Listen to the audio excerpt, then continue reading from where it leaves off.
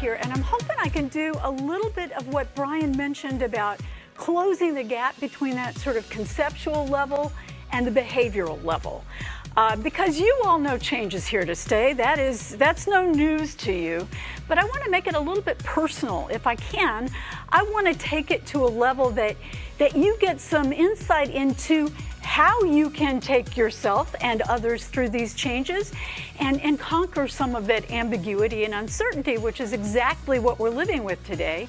And looking at change on this global scale, and I don't mean just international global, I mean professional, personal, every kind of level that you're dealing with when we look at the changes in our own lives. And one thing you may have noticed, but may not have put words around, is the nature of change itself has changed. Have you noticed that? That change is more pervasive, it's more ongoing, it's more accelerated, and it's far more complex than it's ever been in the world before.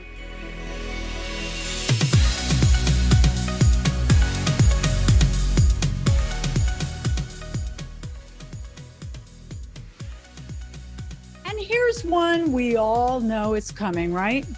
The dreaded elevator pitch. We know you can go to, I'm talking about when times are open, you go to a neighborhood potluck or a PTA meeting or a high-level conference and somebody asks you, so what do? You see that question coming a mile away. It always comes up, and yet so many times we stutter and stammer over that because we're not sure what to say in that situation. And I think if we stop thinking about that as a sales pitch and instead start thinking about it as simply a value promise. It is your promise of value. It's what you do. It's what you bring to the table. And that is so critical for where you are and what you have to share with people. So this is what I want you to think of it instead. I do blank for blank so that blank, right? It's really that simple. So I'll give you a couple of mine because, of course, you want to have 2 or 3 versions of that because not every function is the same and not every audience is the same. But I coach professionals, or I could say I coach professional women who want to take charge of their careers so that they can get to the next level of their profession. Easy. I do blank for blank so that they can blank. I guide organizations on the journey of change through the lens of hope so that they can more fully engage their employees to feel safe, productive, and passionate about what they're doing. Again, it's just I do blank for blank so that blank. And when you've got that on the tip of your tongue, it just rolls off so easily. It doesn't matter what you do. That formula will fit anybody. I was coaching an energy coach, not oil and gas, but physical energy.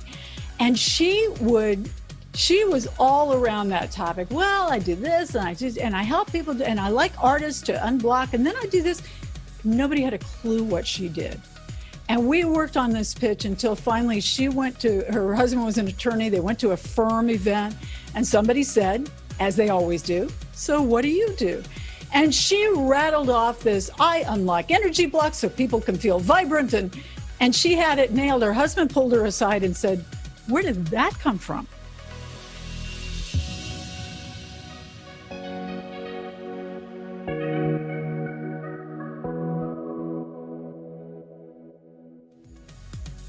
And I put these together into what I call, and I've worked with now, it's probably thousands of people on what I call the true hope process. And it consists of these 4 elements that I want to walk you through. And I want to share a story from one of my clients who we really worked through this plan.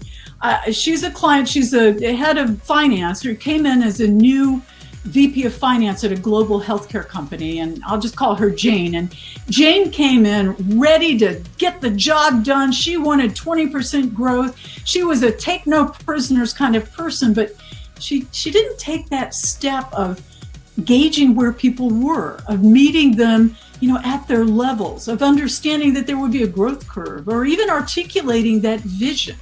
So we had to take a step back as she really articulated that vision to people. And it was the first step of that process of true hope. It was really about clarifying the vision, looking at the outcome. What is it you want? Is that the best possible outcome? Are you playing small or are you thinking big? Is it going to be worth the effort? Because it's certainly going to take some effort to get to the end goal. And what beliefs, and this is really important, especially if you're leading others, but it also relates to any human being, what beliefs have to shift to get you where you want to go?